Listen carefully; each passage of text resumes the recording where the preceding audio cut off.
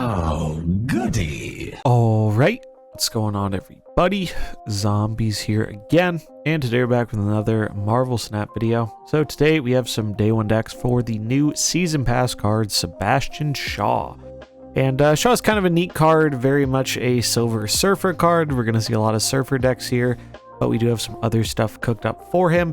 He's a 3/4, and he is going to be gaining 2 additional power whenever he gains power, at least permanent power. Some people have been confused by what permanent power means here.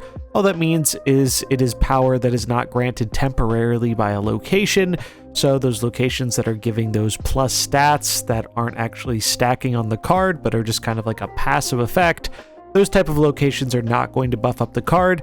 But if you get buffs from, let's say, Nova, Forge, a bunch of other sources, even some locations that grant permanent power, he's going to get some additional power alongside it. This also applies to the card if he is in your hand or in your deck when he's getting buffed, though to be honest, that involves using Nakia and Okoye, and those cards really haven't seen play in a very, very long time. And although I'm sure some people are going to try them out, I really don't think they make the cut with this card. In terms of the Spotlight week, I do think this is a kind of alright week, mainly if you're missing Jeff.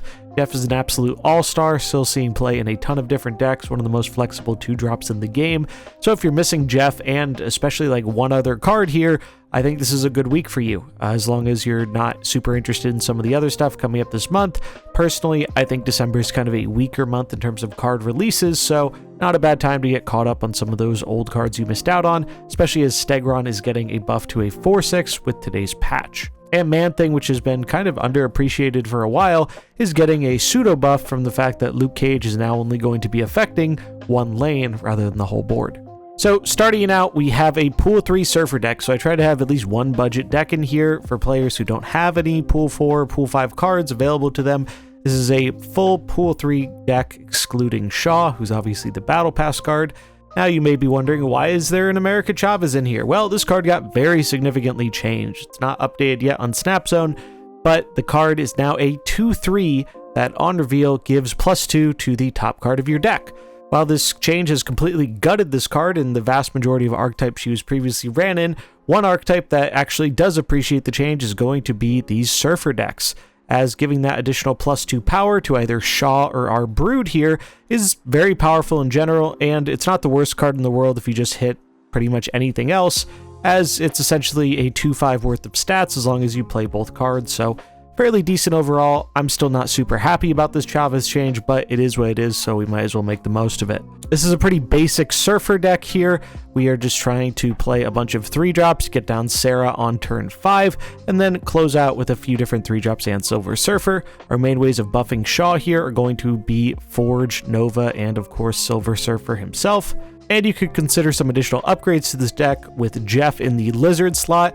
Another card that I think would work fairly well in this deck is Elsa, who also received a little bit of a change in this patch, going from a 2/2 to a 2/3, but she only buffs cards in the lane that she is played in. However, she does properly buff cards that fill out the lane, so if you use a Brood to fill out the Elsa lane, the last Broodling will end up getting that +2 buff. So that's another card you could consider in the slot. I think Lizard is kind of the weakest card in this deck, and one I would recommend replacing if you do have a better 2-drop available. Yeah, that's our budget deck. Let's take a look at the next one. The next variation here is one that is featuring Elsa and Jeff. So again, traditional Sarah Surfer list, making use of the new Chavez.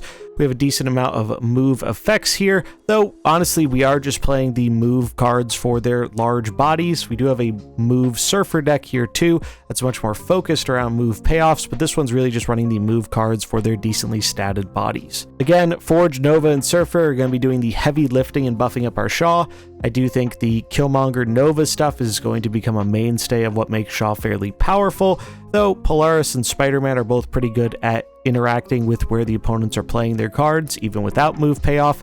I think Elsa is going to be pretty beneficial from the change, especially in a deck with things like Jeff or Brood that can help fill up the lanes. Seems pretty decent, or you could even fill up a lane with Nova, use Killmonger to get the Elsa effect, then free up a spot in that lane so you can get the Elsa buff again. And then the kind of all-in move version here is going to be using the new powerhouse of Werewolf by Night. This card has seen a whole ton of success. one of which has been in Move Surfer before Shaw's release, and I think Shaw is a nice addition to the archetype. Again, you'll probably notice the core here does not change very much. The general core of cards that are good with Shaw is the same. The general powerful move cards, kind of the same. Polaris Spider-Man, we just add Kraven as an additional payoff for our move effects. And Juggernaut, as he is fairly versatile in being able to knock the opponent out of a lane on the final turn of the game. It remains to be seen just how powerful Silver Surfer will be with the addition of this new card, but it is the best 3-drop we've gotten in a while, so it'll be interesting to check out. If Silver Surfer isn't your thing, we do have a few other options here, first of which is going to be everyone's favorite season pass card, Loki.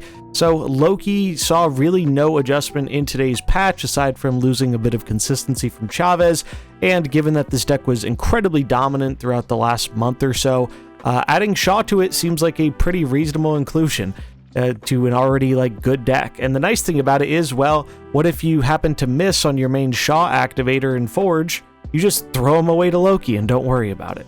We do have Beast here, so we have more ways of bouncing our 1-drops to hand, which is obviously good with Loki and Collector, but mainly very powerful with Forge, as it enables us to be able to get down multiple Forge procs, so we should be able to get a Forge down when we have Shaw in hand, if that's the play we want to go for. Nico as our other way here. She's not always going to be able to give a buff to our Shaw, but when she can, it's going to be fairly useful. You could also consider the new Elsa in this deck, because Loki is a deck that is good at filling out the board and we can bounce stuff to our hands. So if you want another way of enabling Shaw, Elsa could be a card you aim to include here. I would probably choose it over the Beast spot. I'd probably put him in over Beast, but I wanted to try out Beast, as I think an additional bounce effect can be pretty strong in this deck. Then we have a more traditionally focused move list. Move has kind of fallen off. I experimented with a few different builds when trying to make this a thing. I thought about trying to get Kitty back in here now that Kitty's back to being a 1/1, and maybe she can do stuff with Elsa, but there just wasn't enough payoff for Shaw. I think we really needed to add that Nova Killmonger package in order to make it so there was more than just one way of Shaw getting a buff to kind of justify the deck slot here. But we are basically just trying to get some good stats on the board with move. Then we're trying to close out the game by just getting ahead and moving our cards around, and Shaw is pretty good at getting good stats here, because whether we just get the one buff off the Elsa or another buff off of the Nova blowing up, spreading power around the board, killing our opponent's 1-drops, this seems like a pretty reasonable way to make use of the card, but probably not the strongest of the bunch. And the last deck here is the one that I hope works the most, but I don't have the utmost confidence in, and that is Cope Sarah, or Sarah Control as you may know it.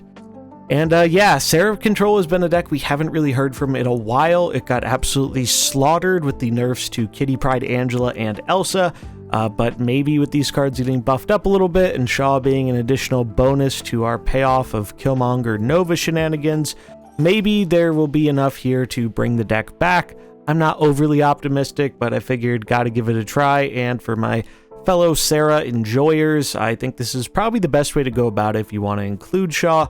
We have the standard old package of the Mysterio Hitmonkey stuff, Bishop to take advantage of us playing all the cards off the Sarah, Shang-Chi for a big swing. The Killmonger Nova stuff was always good, now it gets better because it buffs Shaw even more. Elsa naturally made a lot of sense here. Angela honestly could be Sentinel. I don't know if Angela's going to be good enough, but I figured if we're going to be doing Kitty Pryde shenanigans and trying to pump her up with Elsa, we might as well give an additional way to pump up some stats, even if Angela isn't quite as good as she used to be. Definitely not my vote for the strongest of the bunch, but I'm holding out hope it at least kind of works, because I really miss playing Sarah Control. Shaw looks like he could be fun in it. But yeah, that's pretty much going to wrap it up for today's video. I have a lot of thoughts on the patch. I'll be sharing them live. We'll be doing some games today with Shaw over on stream, so if you want to see how the card ends up performing, definitely check that out. Link in the description below. But that's going to wrap it up for this video. Let me know what you think in the comments below. What do you think of the changes they made today? Do you like them? Do you dislike them? Maybe a mix of both, and why? And how are you feeling about Sebastian Shaw? Is it going to be a battle pass card you are picking up? That's going to wrap it up for this one. I hope you enjoyed it. If you did, remember to like and subscribe, and I'll catch you in the next one. Peace.